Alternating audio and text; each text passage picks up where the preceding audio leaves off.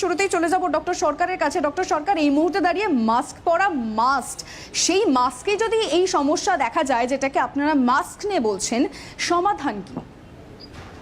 দেখুন, মাস্ক পরে যাদের একটু সেনসিটিভ স্কিন, শুনতে পাচ্ছেন?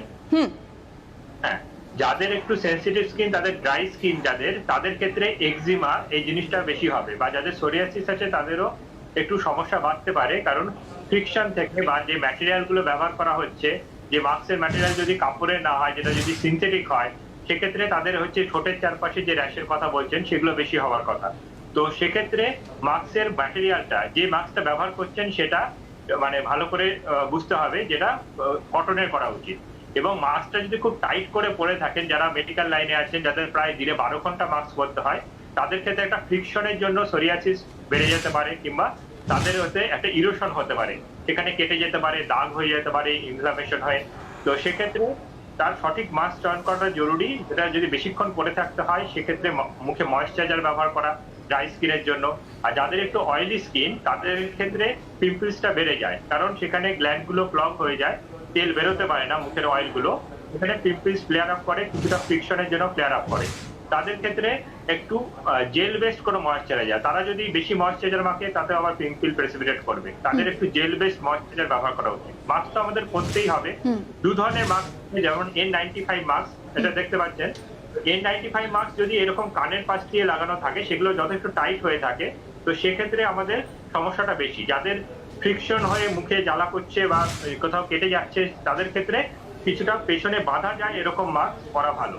এবং যদি কোনো এসেনশিয়াল খুব কাজ না করে থাকে, যেগুলো খুব হাই রিস্ক, তাহলে সেটা কাপড়ের যদি সার্জিক্যাল মাস্ক ব্যবহার করে। কিন্তু ডক্টর সরকার, এখানে তো বলা হচ্ছে যে এই পরিস্থিতির জন্য 3 লেয়ার মাস্ক মাস্ট।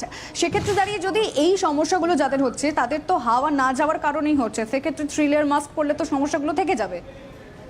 হ্যাঁ, কিছুটা থাকবে, কিন্তু সেক্ষেত্রে আমাকে যত্ন নিতে হবে মুখের সেভাবে, যে মাস্ক খুলে ফেলা পরে আমাকে একটা মুখের টাইপ অনুযায়ী ক্লিনজার ব্যবহার করা, ভালো ময়েশ্চারাইজার ব্যবহার করা, এবং যে জায়গাগুলোতে আমার কেটে যাচ্ছে বা ছড়ে যাচ্ছে, বেশি প্রেসার পড়ে, সেখানে আমার একটা প্রোটেক্টিভ ভেসলিন লাগিয়ে দেওয়া, বা সেখানে একটা প্রোটেকশন রাখা।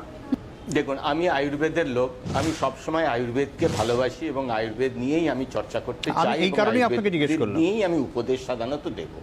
দেখুন, ঘরোয়া টোটকা বলতে, একদম ঘরোয়া টোটকা বলতে আমার মনে হয় মাস্ক দেখুন পরতেই হবে। মাস্ক ছাড়া তো এটাকে মানে কোনো কারণেই চলা যাবে না। মাস্কটা হচ্ছে কি আমাদের সত্যিই একটা অস্ত্র, একটা ঢাল বলতে পারেন। সুতরাং মাস্কটাকে ব্যবহার করতেই হবে।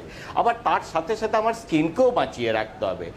মাস্ক যখনই সম্ভব হবে বাড়িতে আসার পর, খোলার পরে পরিষ্কার জল দিয়ে মুখটাকে পরিষ্কার করুন। খুব ভালো যদি হয়, একটু চন্দনের গুঁড়ো, শ্বেত চন্দনের গুঁড়ো মুখের মধ্যে লাগিয়ে নিন। দেখুন, অনেকটা অ্যান্টিব্যাকটেরিয়ালের কাজ করবে এবং অনেক রকমের আপনাকে রক্ষা করবে। শুধু তাই নয়, যে কোনো স্কিনের ক্ষেত্রে আয়ুর্বেদের সব থেকে একটা বড় গুণ কি জানেন? এই রকম স্কিন টোন, স্কিন কালার, এই সমস্ত বিচার করে কিন্তু আয়ুর্বেদ হয় না। আয়ুর্বেদ ফর অল, চোখ বুঝে আয়ুর্বেদকে ব্যবহার করা যায়। আমি আরেকটু সস্তার দিকে যেতে চাইছি, আরো সহজলভ্য বিষয়ের দিকে যেতে চাইছি। শ্বেতচন্দন অনেকে অ্যাভেল নাও করতে পারে। একদম খুব সত্যি কথা, খুব কস্টলি জিনিস শ্বেতচন্দন অনেকে অ্যাভেল নাও করতে পারে। আমি বলবো একটু কাঁচা হলুদ একটু জলের মধ্যে গুলে মুখটাকে পরিষ্কার করে নিন। দরকার পড়লে একটু নিম পাতা দিয়ে গরম জল ফুটিয়ে মুখটাকে পরিষ্কার করে নিন। এগুলো দেখবেন অনেক ভালো কাজ করে।